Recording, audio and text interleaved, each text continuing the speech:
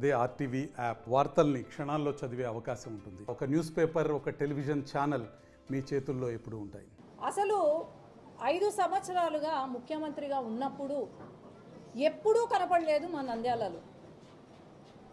MLA ఎంపీలకు మినిస్టర్లకు కూడా ఎప్పుడూ కూడా అపాయింట్మెంట్లు కూడా ఇవ్వలేని జగన్మోహన్ రెడ్డి గారు మరి ఈరోజు వచ్చి మాట్లాడుతుంటే మరి ఏమనుకోవాలో అర్థం కావట్లేదు. అసలు ఫ్యాక్ట్స్ ఏంటి అంటే,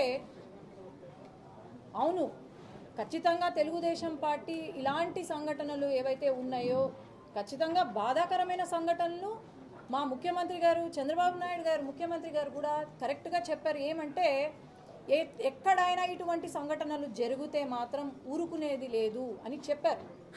కానీ ఈ సంఘటనకు కారణం ఎవరు?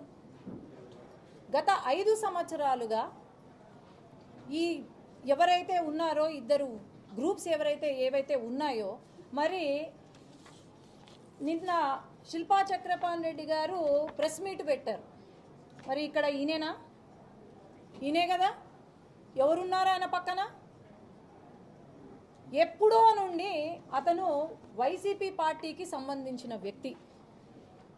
కేసులు పెట్టి హరాస్ చేసి రెండు వర్గాల మధ్యలో ఒక ఎనిమిటీని ఇంక్రీజ్ చేసి మరి దీనికి కారణం ఎవరు? శిల్పా చక్రపాణి రెడ్డి గారేనా? ఈనాడు వచ్చి లేదు చంపేశారు అని రాజకీయం చేస్తున్నారు. మరి ఆనాడు మన జిల్లాలో ఒక కానిస్టేబుల్ని ఎంటబడి చంపితే ఏం మాట్లాడలేదు. అబ్దుల్ సలాం కుటుంబం అందరూ 4 సూసైడ్ చేసుకుంటే ఏం మాట్లాడలేదు. మరి ఈరోజు కొత్తగా వచ్చారు, డ్యామ్ కూలిపోతే ఇప్పటికీ వాళ్లకు నష్టపరిహారం ఇవ్వలేదు. మరి ఆనాడు లేనిది ఈరోజు లా అండ్ ఆర్డర్ గురించి మాట్లాడుతున్నారంటే, సొంత చిన్నాన్నను చంపితే చెల్లెళ్ళు అన్నా న్యాయం చేయండి అని గత 5 సంవత్సరాల నుండి అడుగుతూ ఉంటే న్యాయం చేయలేని ఆనాటి ముఖ్యమంత్రి జగన్మోహన్ రెడ్డి గారు మరి ఈరోజు లా అండ్ ఆర్డర్ గురించి మాట్లాడుతుంటే మరి ఏమనుకోవాలా? 2 వర్గాలు, అది వైసీపీ పార్టీలో ఉన్న వాళ్ళు గొడవలు సృష్టించింది మీరే, అన్నీ చేసింది మీరే. మరి ఈరోజు ఈ సంఘటన జరిగింది కాబట్టి, ఇది జరిగింది కాబట్టి ఆయన వచ్చి ఇక్కడ రాజకీయం చేస్తుంటే ఏమనుకోవాలా? ఇది ఖచ్చితంగా మేము ఎందుకంటే స్క్రిప్ట్ చదివారే తప్ప ఇంకా ఏం లేదు. ఆయనకు ఫ్యాక్ట్స్ తెలియదు, అక్కడ ఏం జరిగిందో తెలీదు, ఏమీ తెలీదు. ఈరోజు తెలుగుదేశం పార్టీ గురించి మాట్లాడుతున్నారు. మరి సంక్షేమ పథకాలు కరెక్ట్గా అందాయా? జయమన్నంటే జగనన్న అంటున్నారు. మరి ఈరోజు ఖచ్చితంగా చంద్రబాబు నాయుడు గారు చెప్పిందే చేస్తున్నాం.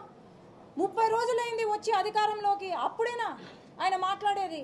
అలాగే ఏమన్నంటే మాటకు ముందు మాటకు తర్వాత రెడ్ బుక్ అంటారు. ఇంకా లోకేష్ అన్న రెడ్ బుక్ రాసుకున్నారే తప్ప red book తెరవలేదు.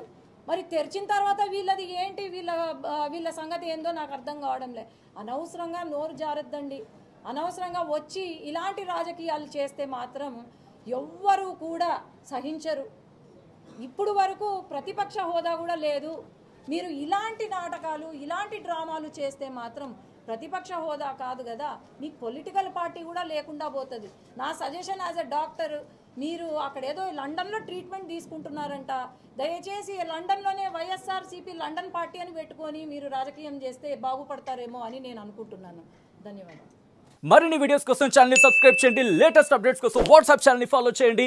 And link description లో ఉంది.